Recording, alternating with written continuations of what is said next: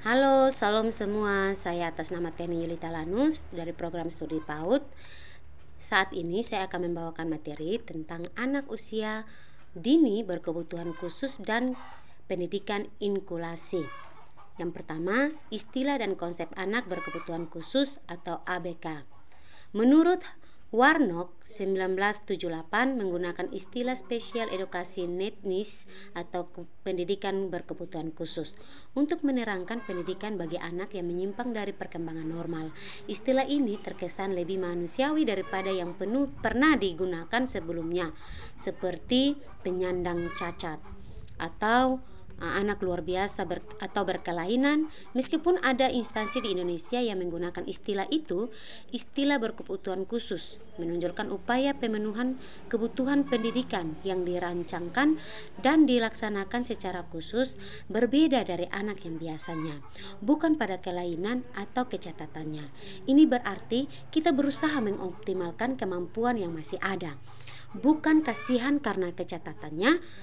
Penting ditegaskan bahwa kategori ABK atau anak berkebutuhan khusus adalah anak yang mengalami hambatan perkembangan melalui fisik, kognitif, intelektual, bahasa, emosional, dan sosial, sehingga membutuhkan pelayanan pendidikan secara khusus.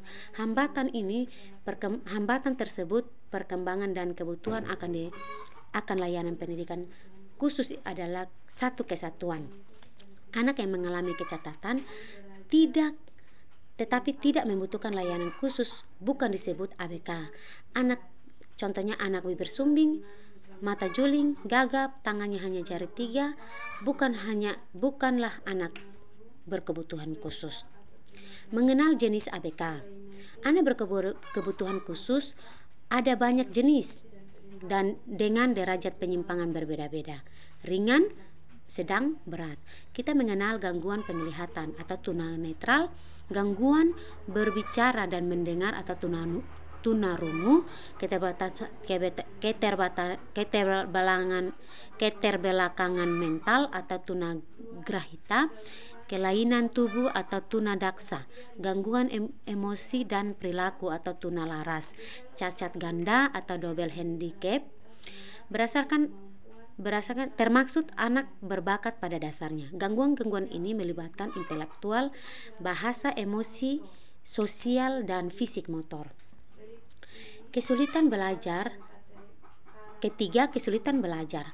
Anak dengan kesulitan belajar memiliki ketidakmampuan belajar yang disignifikan dibandingkan anak sebaya lainnya. Pada umumnya ada dua jenis kesulitan belajar, yaitu satu, bersifat developmental dan akademis. Jenis pertama adalah hambatan dalam memperhatian, memori, persepsi, berpikir, kekurangan bahasa. Jenis yang kedua, kesulitan bahasa, membaca, mengeja, dan matematika. Contoh jenis ini dikenal dyspepsia atau kesulitan berbahasa verbal, berbicara, dan kekurangan bahasa. Disleksia atau kesulitan membaca dan mengeja, menulis, dan kesulitan memahami kata-kata. Disgrafia atau kesulitan menulis dan atau sejenisnya. Diskalkulia, ketidakmampuan berpikir kuantitatif. 4. Gangguan pemusatan perhatian dan hiperaktivitas. Gejala utama gangguan perhatian dan hiperaktivitas adalah ketidakmampuan memusatkan perhatian atau perhatian mudah beralih, tidak mandiri, bosan, impulsif atau gagal mengontrol diri, tidak tahu aturan, agresif, suka merebut barang orang, tidak sabar menunggu. Yang ketiga, hiperaktif, tidak bisa duduk diam, sulit mendengarkan guru, pekerjaan tidak selesai, kurang mampu berinteraksi dengan orang lain, koordinasi motorik kurang baik. Yang kelima, autisme. Autisme berasal dari kata au, artinya sendiri.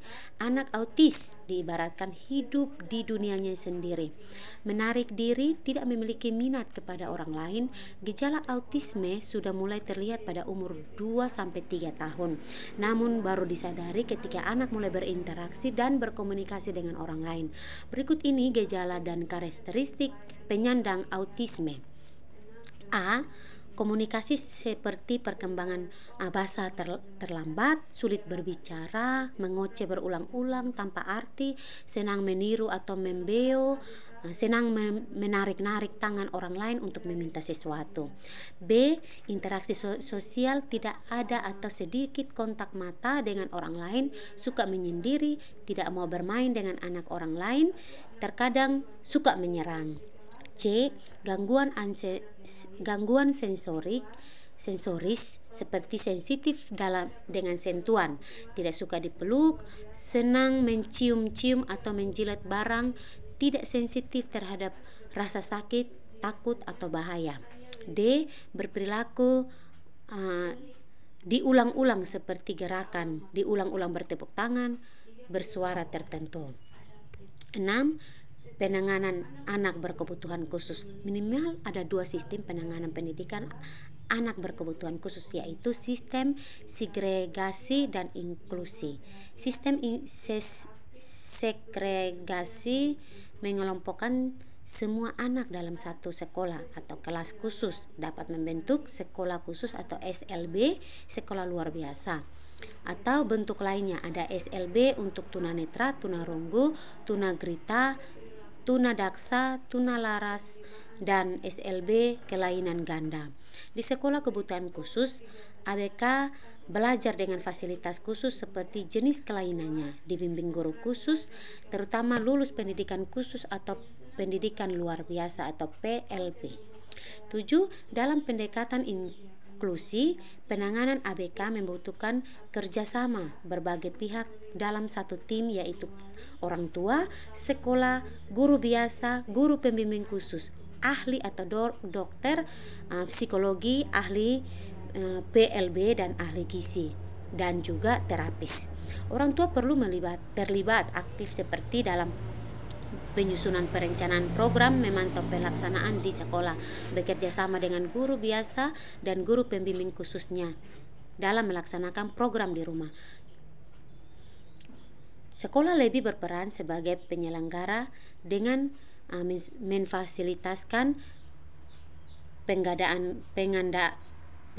guru, bekerja sama dengan para ahli, terapis dan pihak terkait. Guru biasa dan guru pembimbing berperan sebagai perencana, pelaksana, penilai proses dan hasil pembelajaran. Para ahli sesuai kebutuhan memberikan nasihat ditinjau dari kesehatan anak, contohnya menu makanan, terapi yang perlu dipertimbangkan, dan obat-obatan. Terapis pribadi atau bersifat konsultasi diperlukan untuk mengatasi hambatan anak seperti terapi berbicara, fisioterapis, terapi okupasi, terapi perilaku. Yang pertama, langkah-langkah penanganan ABK di PAUD atau di TK. 1. Mengenali permasalahan anak berkebutuhan khusus. Yang kedua, prapendidikan atau masa percobaan. Yang ketiga, asesmen kebutuhan. Yang keempat, konsultasi kasus. Yang kelima, penyusunan dan penyesuaian program kegiatan.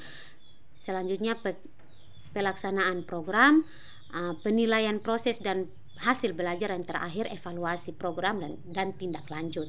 Yang kedua, permasalahan anak berkebutuhan khusus berada di sekolah biasa. Yang ketiga, perilaku adaptif. Yang keempat, prinsip-prinsip penyelenggaraan inklusi bagi anak berkebutuhan khusus usia dini.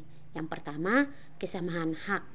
Yang kedua, kerjasama. Yang ketiga, perilaku mencontoh. Yang keempat, penerimaan dan kehangatan. Yang kelima, rasio anak berkebutuhan khusus dengan anak lain. Yang keenam, layanan terapi merupakan bagian dari penanganan ABK dalam sistem pendidikan inklusi. Tujuan terapi bagi ABK antara lain mampu berkomunikasi dua arah dan menyampaikan keinginannya, mampu bersosialisasi dan beradaptasi dengan lingkungannya, mampu meminimalkan hingga menghilangkan perilaku tidak wajar, misalnya mengendus-ngedus makanan, bertepuk tangan tanpa kontrol dan berdecak. Selanjutnya, membantu anak belajar akademik, menolong diri sendiri seperti makan, memakai baju, memasang kaos kaki, dan aktivitas toilet. Belajar keterampilan atau kecakapan hidup. D. Program kegiatan belajar. Yang pertama, program belajar di dalam kelas reguler. Yang kedua, program belajar di kelas individual. Program individual lebih bersifat sederhana, kegiatan belajar melalui teknik, metode, pendekatan, media, dan atau perubahan suasana untuk mengidentifikasikan belajar anak autis penderita gangguan perhatian dan hiperaktif. Biasanya mengalami perhatian pendek, tidak mampu duduk lama, gelisah, sehingga perlu diajak ke tempat ia biasa tenang dan kembali dapat meneruskan belajarnya dengan cara lebih sederhana, menyenangkan, bebas dari pengaruh teman-temannya. E.